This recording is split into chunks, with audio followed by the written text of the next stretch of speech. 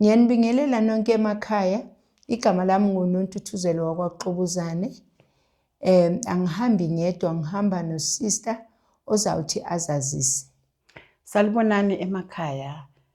Ngiyabonga ukuba lapha. Igama lami nguSiphephile wakwaSibanyoni. Siyabonga kakhulu ke. Sizawuthi siqale isifundo sethu, kodwa ngaphambi kokuba sisiqale sizawuthi sithathe umthandazo sothathelwa uSister Sibanyoni. Asithandazeni.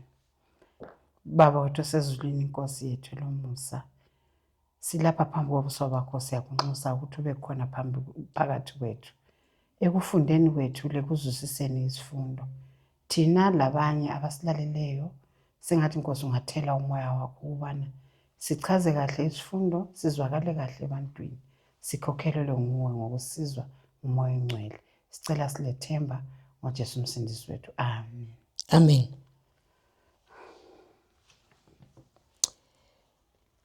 Isifundo sethu sanamhlanje ke kuyisifundo sesishiyagalombili esikhuluma ngothando lobuzalwane. Ivesi lethu lekhanda litholakala kuJohn 13 verse 34 elithi, ngininika umyalo omusha ukuba nithandane njengalokhu nganithanda ukuba nani nithandane. Amen. Lana ke uJesu Kristu ukhuluma nabafundi bakhe ubanikeza lo mthetho omusha wokuthi bathandane njengoba naye wabathanda. uJesu Kristu ke uma ebanika lo myalo babengawuzwisisi kahle ngaleso sikhathi, kodwa kuthe emva kokuhlupheka kwakhe nokubethelwa kwakhe esiphambaneni nokuvuka kwakhe eya ezulwini, bakhona bewuzwisisa kangcono lo myalo wayethi uwumyalo omusha. Uma siqhubeka nesifundo sethu ke sizowuzwa kabanzi ukuthi siphathelwe ini kulesifundo. Sinencwadi iDesire of Ages page 678 eyenziwa njenge-suggested reading yethu. Ifundeka kanje ithi, all who are imbued with his spirit will love as he loved. The very principle that actuated Christ will actuate them in all their dealing one with another. Amen. Sister, njengoba sengifundile lapha isingeniso sethu, sengifundile nale ncwadi, ngabe wena khona ongakuphawula? Yebo sister, siyabonga ithuba. Lapho uKristu ukhuluma ngokuthi umthetho lo indlela leyo yokuziphatha ekuye izodlulela kubafundi bakhe uma bethandana omunye lomunye. Uthi lokhu bazokwenza ngokusizwa ngumoya oyingcwele, ukuthi bona bakwazi ukuthi bathande njengoba laye ethandile. Lo uyibiza athi yi-principle ekuye uKristu, ephuma kuye uKristu, edlulela kubafundi labo omunye ngomunye babonakale besenza into efanayo. Siyabonga kakhulu sister, ucacisela mnandi. Singiyangena ke kumbuzo wokuqala ukuthi umyalo omutsha. Ithi, how much love was demonstrated by the great exemplar and what is its significance for his followers? Lapha ke sithola lapha kuJohn 13 verse 1 na kuJohn 15 verse 13. Lapha sitshelwa ngalo uthando lukaKristu. Usichazela nje umlobo ukuthi phambendlana nje ukubana iPassover idlule ibe khona, uJesu isikhathi sakhe sasesisondele. Siyakwazi isikhathi sakhe sesisondele sokuthi asuke phakathi kwawo sasesifikile. So ebathanda enjalo besemhlabeni wabathembisa ukuthi ubathanda kuze kube sekupheleni kwelizwe. Uthi alukho uthando olukhulu njengalolu ukuthi umuntu abeke phansi ukuphila kwakhe ngenxa yabangani bakhe. Siyazi uKristu wadela ukuphila kwakhe wafa emnqamlezweni. Lokhu wakwenza ngenxa yothando alalo olukhulu kwabanye bakhe. Amen. Futhi lokhu kuyaboniswa ke ukuthi kwenzeka nini. Ngiyaxolisa. Kuthiwa emva kokuba umoya oyingcwele wehlele kubo ngelanga le-Pentecost, lo thando lwenzani? Lwabonakaliswa. Amen. Siye kumbuzo olandelayo. Ithi, what is the first fruit of the Holy Spirit and what are the evidence that the fruit is being perfected in us? Okay, ngizophendula ke lo mbuzo ngokuthi okuGalatia 5 ivesi 22. Lapha sitshelwa ngezithelo zomoya ubana ziwuthando, ziyukuthokoza, ziyukuthula, ziyukubekezela kade, ziyubumnene, ziyukulunga futhi ziyukukholwa. Ukukhuluma lapha uKristu uthi bathandekayo njengoba uKristu ubaba wasithanda, lathi kumele sithandane omunye komunye. So akula muntu ombonileyo uThixo, kodwa nxa sithandana thina or nxa sithandana thina omunye komunye, uNkulunkulu uza ahlale kithi, ube sokuthi uthando lwakhe lupheleliswe kithi. So ivesi le esinikiweyo iyasibonisa ukuthi nxa ubaba ehlala phakathi kwezimpilo zethu, sizwile isifundo esidlulileyo ukuthi uhlala kanjani ubaba yena esezulwini, uhlala ngomoya wakho oyingcwele lo asithumela wona. Kuzobonakala ukuthi lathi silaye ubaba, kuzoba sengathi siyamazi, siyambona ngokuthi umoya oyingcwele xa ephakathi kwethu usambulela ubaba, usambulela noKristu. Amen, sister. Futhi lapha ku1 John 3 verse 18 uyagcwalisela uthi, bantwanyana, masingathandi ngezwi nangolwimi, kodwa ngezenzo nangeqiniso. uNkulunkulu uyalithanda iqiniso, uthi masithandane ngezwi nangeqiniso, silubonakalise komunye nomunye ini uthando lwethu. Bese singezelela khonapho ngomoya wesiphrofethi singalubonakalisa kanjani uthando lo esikhuluma ngalo olweqiniso? Kuthiwa nxa sisiza abanye, sibusisa abanye, kuphuma ngaphakathi kwethu, kuyabonakala kithi ukuthi silalo uthando lweqiniso, njengoba kuthiwa singathandi ngezwi langomlomo, kodwa ngezenzo zethu zokusizana thina labomakhelwane bethu labasizungezileyo, sichumayela or siveza sambule uthando lwakhe. Awu sister, siyabonga, utsho uphuzo olubalulekile olunzima futhi kuhambo lobuKristu. Siyaqhubeka futhi ke siya ngomsombuluko, sithi umyalo omusha wenzani? Uyaqhubeka. In what sense did Christ refer to brotherly love as a new commandment? Ivesi yona iyatsho kodwa sengathi ayicaci kahle, kodwa nxa singajula kumoya wesiphrofethi sizozwisisa. Yona ivesi yaphinda ithi umthetho omutsha engilinika wona yiwona lo ukuthi nithandane omunye komunye njengoba lami ngilithandile, lani thandanani. So why kuthiwa umthetho omutsha? Sengathi umthetho ubungekho, kanti sazi kahle ukuthi umthetho ube khona ekusekelweni komhlaba. Kutsho ngoba umoya wesiphrofethi uyakhuluma lapho uthi, to the disciples this commandment was new, for they had not loved one another as Christ has loved them. He saw that the new ideas and impulses must control them, that new principles must be practiced by them. Ngithanda lona leli gama ukuthi they were supposed to practice these new principles, not meaning that they did not know that they should love one another, kodwa babesazi ukuthi bathandana. Bakuzwisisa kabanzi ngemva nxa uKristu sebatshela ngemva kwezigameko eziningi ezibadlule kuzo, babona ukuthi ngempela besingathandani. Bafisa ukuthi baqale kutsha. Yikho uKristu ethi nginika umyalo omutsha ukuthi nithandane. Amen. Sindlule ke sister, siyabonga. Siye kumbuzo olandelayo. Ithi, what reveals that we are the sons of God and the friends of Christ? Kubonakala kanjani lokho ukuthi singabahlobo, singamadodana kaNkulunkulu nabahlobo bakaKristu? Ngokuholwa ngumoya oyingcwele kuphela kula sibonakala ukuthi singamadodana kaNkulunkulu. U1 John 3 verse 10 laphana lakho kukhulunywa ngakho ukuthi kanjalo ke kulokhu lingabantwana bakaNkulunkulu njalo in this the children of God are manifest and the children of the devil.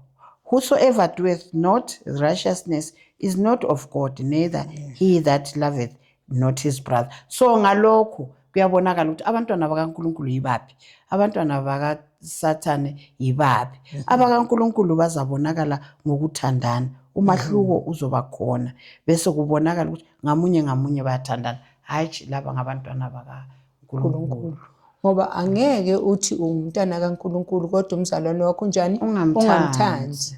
Kufuneka uthande umzalwane wakho, then ngothando lolo oluthanda ngalo umzalwane wakho uzobonakala ukuthi ungokaNkulunkulu. Kodwa uma ngabe uthi uthanda uNkulunkulu umzalwane amthandi, ungokabani? UngokaSathane. Amen. Ithi lana umoya wesiprofeto, ithi religion consists in doing the words of Christ, not doing to earn God's favor. Uyayizwa? Ithi religion consists in doing the words of Christ, not doing to earn God's favor, but because all undeserving we have received the gift of his life. Christ places the salvation of men not upon profession merely, but upon faith that is made manifest in works of righteousness. Le nkulumo ke sithola ku Thoughts from the Mount of Blessing, page 149 to 150. Amen. Ngingezelele lapho sister ukuthi isimilo sikaKristu sizobonakala kubalandeli bakhe. Sifana nesakhe, size azathi sizobe siyiphatheni. So siyabe singcwele siphelele. uKristu sinike isibonelo leso sesimilo sakhe ukuthi sisilingise. We must imitate it. So abafundi bangempela bakaKristu bazobonakala bethandana omunye lomunye futhi belokuzwelana behambisana. Bazothandana bona, baze bathandane labo bomakhelwane babo bazothandana labo. Bengalokho bazokwenza noma yini eyisacrifice ukusiza kulabo imphefumulo eyigugu ephakathi kwesono ukuthi baphume bachiye isono. So abantu bonke abaleqiniso bazolwisa ukuthi umzalwane wakho nxa umbone sesonweni awumhleki and awumgxeki, kodwa uzabuye umbonise ngothando ukuze phela ube laleso similo sikaKristu, uKristu owayezayo asuke ezulwini ezohlenga izono. Amen. Siyabonga kakhulu sister ngezimpendulo zakho. Sizawuthi singene kumbuzo wangolesibili okhuluma a special title. Yes. Umbuzo wethu ke uthi, what title does Jesus bestow upon his faithful followers and why? Lapha sifunda indaba ebalulekile kakhulu ukuthi uKristu wathi akababizi ukuthi bayisebenzi. Ngoba wathi izisebenzi azikwazi ukuthi inkosi yayo yenzani. Kodwa ubabiza athi angabangani. Ngoba zonke izinto ezenziwa ngubaba ubatshengisile abafundi. So kababiza athi sizisebenzi zakhe. Usibiza ukuthi singabangani bakhe. So kulento esisherayo ngoba yena ukuhamba asitshele lokhu baba kwenzileyo. So athi lingabangani bami impela nxa lisenza lokho engiliyaleza ngakho. Ningabangani bami injani impela. Umngani angithi yilo muntu omtshela yonke into. So noKristu kukanjalo kuye, njengoba singabangani bakhe okusihluphayo konke nokusijabulisayo sitshela bani? Sitshela yena uKristu.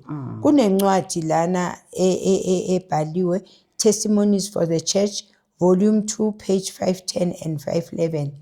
Ifundeka kanje lapha yana ecishe ekugcineni kwi paragraph yalapha ekugcineni. The approval of the master is not given because of the greatness of the work performed, because many things have been gained, but because of the fidelity in the even a few things.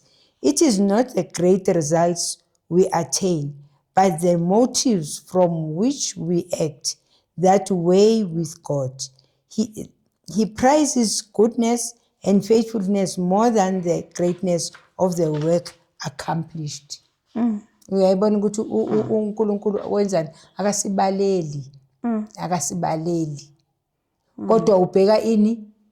Imidlinzo yethu yaloko esikwenzayo ukuthi sikwenzelani. Siyabonga sisi. Siyabonga. Sindlule siye kumbuzo kaB. Uthi, for what purpose did Jesus choose us, and what are the responsibilities that accompany this privilege? Lapha sizwa Usikhetheleni uKristu. uKristu uthi asithi simkhethileyo kodwa yena nguye osikhethileyo wasigcoba ukuthi sihambe nanku umsebenzi asinika wona uKristu. Uthi sihambe silethe izithelo zethu zihlale zinjalo ukuthi noma yini sicela kuBaba noma yini ngegama nxa as long sicela ngegama lakhe uKristu uthembisile ukuthi izinto lezi, these things I command you that ye love one another. Lokho egcizelela ngalo uthando ukuthi siqhubeke sithandane. Amen, sister. Umoya wesiprofeto ke kuChrist Object Lesson page 381 to 382. Ufundeka ngalolu hlobo uthi, a savior manifested for us a love that the love of men can never equal. Alinakulinganiswa uthando asithande ngalo uKristu. It when we were bruised and dying, he had pity upon us. He did not pass us by on the other side and leave us helpless and hopeless to perish. He did not remain in his holy happy home where he was beloved by all the heavenly host. He beheld our sore need. He undertook our case and identified his interests with those of humanity. He died to save his enemies. He prayed for his murderers. Pointing to his own example, he says to his followers, these things I command you, that ye love one another as I have loved you, that ye also love one another. John 15 verse 17. Amazwi akhuthazayo lana, abonisayo ukuthi uJesu Kristu wasithanda. Wasithanda singamenzelanga lutho. Wasithanda singamthandi. Kepha washiya bonke ubukhazikhazi bezulu. Weza emhlabeni ukuzofela ababulali bakhe, ukuzofela izoni. Wazihlanganisa nezoni kulona mhlaba. Waze kwafikelela kuphi? Kwafikelela esiphambanweni. Uthando olumangalisayo kakhulu lolu.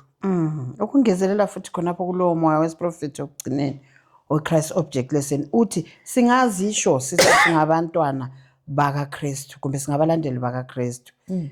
Futhi singakhuluma ukuthi hayi iqiniso siyalazi. Yes, siyalikholwa futhi iqiniso lelizwi likaNkulunkulu. But unless and until siyenza okuhle kubo makhelwane bethu, impilo yethu yansuku zonke, izenzo zethu zisifakazele lokho siyabe singenzanga lutho.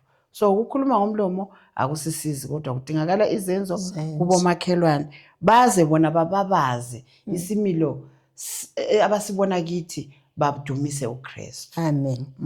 Amen, sister. Sindlulele phambili ke siye ngolwesithathu lapho umbuzo wethu othi persecuted by the world. Ithi, what does the world do to the friends of Christ and why? Kuthiwa abangane bakaKristu abasemhlabeni izwe liyabazonda. Kungani libazonda? Ngoba lazonda yena kuqala.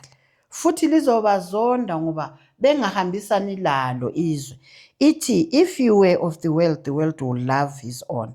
But because you are not of the world, but I have chosen you out of the world, therefore the world hateth you. So asina kwamkela ilizwe, asina kujabulelwa ilizwe ukuthi hayi singabangane balo ngoba asisibo belizwe. Okuthi ukuthi ngamanye amazwi singabona ilizwe lisithanda, sihamba nalo, lisithokozela, okuthi ukuthi asikho entandweni kaKristu. siyizitha kanye loKristu ngoba yena uKristu abazange bamthanda. Amen. Amen. Sinamazwi amnandi futhi lana esiwanikiwe ku-Desire of Ages page 678. Ithi, when men are bound together, not by force or self-interest, but by love, they show the working of an influence that is above every human influence. Where this oneness exists, it is evidence that the image of God is being restored in humanity, that a new principle of life has been implanted. It shows that there is power in the divine nature to withstand the supernatural agencies of evil, and that the grace of God subdues the selfishness inherited in the natural heart. Amen.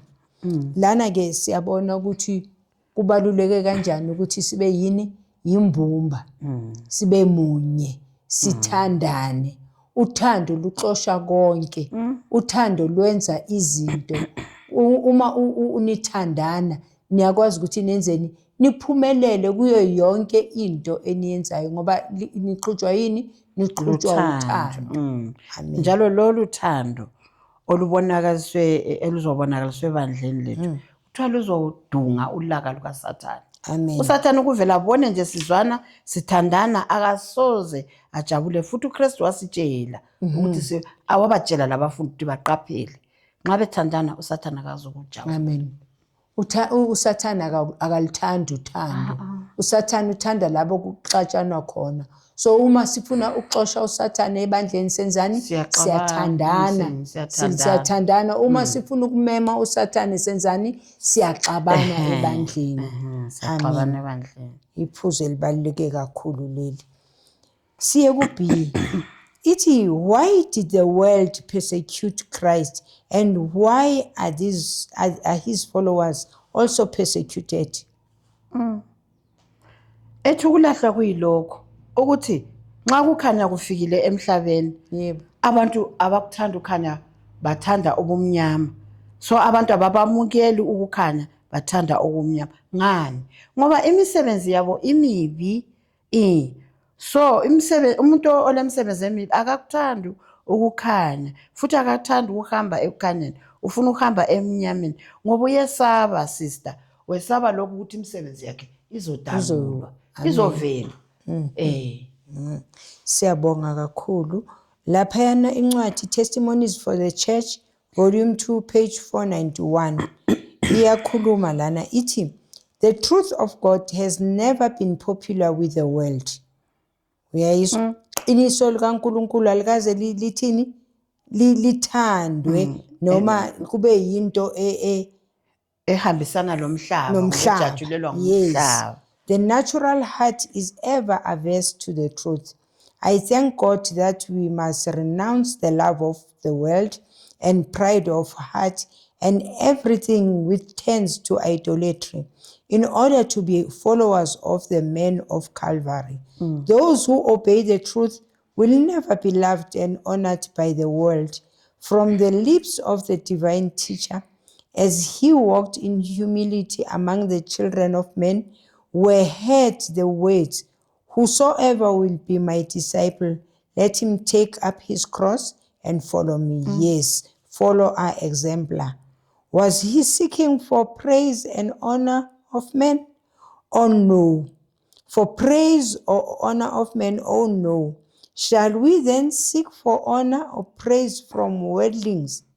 Those who have no love for God will not love the children of God. Listen to the words of heavenly instruction. Woe unto you when all men shall speak well of you. Amen. Maye kuwe wena uyawuthi wonke umuntu Abantu bonke bakukhulume ngawe kahle, bakubuke emhlabeni wona lo, abangazange babuke uKristu esenza okuhle, wena bazokubuka. Khathi ngaphezulu lapho ufunde khona sister, bekukhulunywa ukuthi umoya lo akusoze kube khona ukuzwana phakathi kokulunga lesono, phakathi kothando lenzondo, kuzohlala naphakathi komnyama lokukhanya. kuzohlala kunjalo. Waze wasibisela futhi ukuthi kusukela khona le uAbela. uAbela umuntu owenza ukulunga elemsebenzi emihle yokukhanya, kodwa wabonakala engena ekuhluphekeni lekufeni okubuhlungu. Amen. Amen. Siyabonga kakhulu. Siye kumbuzo wethu wokugcina okhuluma okumbuzo wangolesine okhuluma nge-divine love in the life of the believers. Lana umbuzo uthi, how does the Apostle Paul distinguish between spurious versus true Christian love? Lapha ukhuluma ngalo uthando uthi ngaze ngikhulume ngezindimi zabantu noma ngakhuluma ngendimi zezingilosi. Uthi angilutho nje njengensimbi ekhencezayo ebanga umsindo. Ngakho ke kuyadingakala ukuthi sibe lokukholwa ukuthi kuyadingakala ukuthi sibe lolwazi futhi uthi angaze ube la ukukholwa okukhulu okungasusa izintaba. Kodwa ungelalo uthando uthi awusilutho. Uyakhuluma kale ngalothando lapho imisebenzi yalo esehla elandisa lapho ukuthi ku-useless ukuthi ungabi lothando. Kubonakala ukuthi uthando lusemqoka kakhulu futhi uthando luyinto engabhubhiyo engadluliyo. Yes, noma abantu kuningi okungadlula la emhlabeni, but uthando alusoze ladlula futhi uthando alusoze lwaguquka. Aluzikhulumela okwalo uchazile, aluzifunela okwalo. So uthando sibona ukuthi lubalulekile kakhulu nxa sifunda ngalo. Siyabonga kakhulu ke sister. Lana ke umoya wesiprofeto, the Acts of the Apostles, page 318 to 319. It no matter how high the profession, he whose heart is not filled with love for God and his fellow men is not a true disciple of Christ. Though he should possess great faith and have power even to work miracles, yet without love his faith would be worthless. He might display great liberality, but should he from some other motives than genuine love bestow all his goods to feed the poor, the act would not commend him to the favor of God. In his zeal, he might even meet a martyr death. Yet, if not actuated by love, he would be regarded by God as a deluded enthusiast or an ambitious hypocrite. Siyezwa amazwi angamahle kakhulu ukuthi noma singenzani. Namhlanje sibona abantu abaningi bayaphana ngezimali, bayaphana ngezimpahla, bayafundisa abantwana ezikolweni, bakhipha imali, benze imisebenzi emikhulu emihle edunyiswa yizwe. Kodwa kuthiwa labantu uma ngaba bengenalo uthando ngaphakathi lwalo, uthando lukaKristu, hayi uthando lwami, uthando lukaKristu olufana lukaKristu, kuthiwa kuyafana. Bafaniswa nani? Nabazenzisi labo bantu. Amen. Siye kubi ithi, what must we realize about the characteristic commended by Christ in Revelation 3 verse 10 to 12, as well as the promises to those those possessing them? Lapha sitshelwa ukuthi ngokuba wena ugcinile izwi lami lokubekezela uthi ngizokugcina ngesikhathi sezinhlupho kumbe ngesikhathi sokulingwa. Ngizokubeka nxa ngesikhathi sokumele kuhlolwe bonke abasemhlabeni. Abese sithi bheka ngiyeza masinyane. Bamba, hold fast. Lokho okuzwileyo kumbe okufundileyo, kungabi lo muntu okwephuca umqhele wakho. Lo abese sithi lo onqobayo ngizokumenza abe yinsika ethempelini likaNkulunkulu, and angisoze asuke futhi. Uthi uzobhala igama elitsha likaNkulunkulu, legama elitsha lomuzi kaNkulunkulu oyiJerusalema, elizokwehla livela ezulwini libuya kuThixo. uzobhalwa igama elitsha. So sithenjisiwe ke lapha ukuthi uma sibambelela kuze kufike ekupheleni sizothola umvuzo. We must make sure ukuthi kungabi khona osephuca umqhele wethu. Kuyabonakala ukuthi nxa singasabambelelanga sagcina amazwi okubekezela esiwaphiweyo, izinhlupho zisiswiphe away, sizogcina silahlekile. Uyasithembisa ukuthi uyeza uKristu uthi behold I come quickly, and nxa esiza uyasibuya asiphathele asiphe igama elitsha. Yes, sizophiwa igama elitsha. So siyalangazelela ukuthi sibambelele sister kuze kufike leso sikhathi lapho inkosi yethu izokuza njengokuthembisa kwayo igcwalise leso sithembiso. Kuphela nxa silothando lobazalwane siqhubekela phambili ngokuthandana. Amen. Incwadi lapha okungezelela kusister kulamazwi akhe aqhakathekile sewakhulumile. Ithi the youth instructor August 18, 1886. Ithi this name is the symbol which the apostles saw in vision. Legama elithi Jerusalem elizabe libhalwe kulabo bantu. Uthi umpostoli uJohn walibona kuphi? Embonweni, and signifies the yielding of the mind to intelligent and loyal obedience to all of God's commandments. There will be no covering up of sins and faults to hide the deformity of character. No robes will be half washed, but all will be pure and spotless. Amen. Amen. Amen. Inkosi ingathi ngabusisa ukufunda kwezwi lakhe. Ngathi lesifundo lesi zingathola izingqondo ezizawuthi zihlale kulo, futhi zifunde ukuthi ukwenzisisa kakhulu kulokho okulothando uKristu asikhuthaza ngalo ukuthi sibe nalo. Angazi noma ke wena sister unako ongafinqa ngako, ongasifinqela ngako sonke lesifundo mhlambe wena ozitholele kona. Yes, siyabonga sister. Esikujabulelayo lokho ukuthi lathi njengabafundi sizithathela umnyalo omutsha. Sekungathi besingakwazi ukuthi kumele sithandane. Kodwa ngokufunda lesi sifundo siqala phansi ngoba siyananzelela amaphutha ethu ukuthi bekudingeka kangakanani ukuthi sithandane omunye komunye. Manje siyazwisisa ke ukuthi kubonakele ukuthi siyaliswela lolu thando njengabazalwane. So siphiwe lathi umnyalo omutsha wokuthi sithandane ukuze ekugcineni umambulelo ukhuluma ngakho ukuthi sizobona uThixo samkeliswe umqhele, samkeliswe legama elitsha. Kodwa lokho angeke sikwenze nxa singabonakalisanga uthando lukaKristu kithi, lubonwe ngabomakhelwane, lubonwe ngabazalwane, bese bedumisa labo uNkulunkulu ngalokho esiyabe sikwenza sikuphila. Sengathi inkosi ngasinika uthando olungako, siyaluswela sister, siyaludinga ukuthi inkosi sihawukele isiphe lona uthando. Amen. Siyabonga kakhulu isifundo sethu esithe sahamba kahle kakhulu. Ekuvaleni ke sizawuthi sivale amehlo, sithoba amakhanda, sithandaze.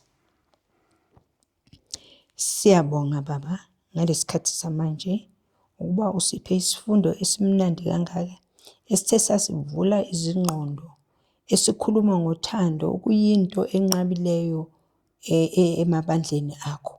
Siyanxusa ke Baba ukuthi sewusivuselele ngalolu thando.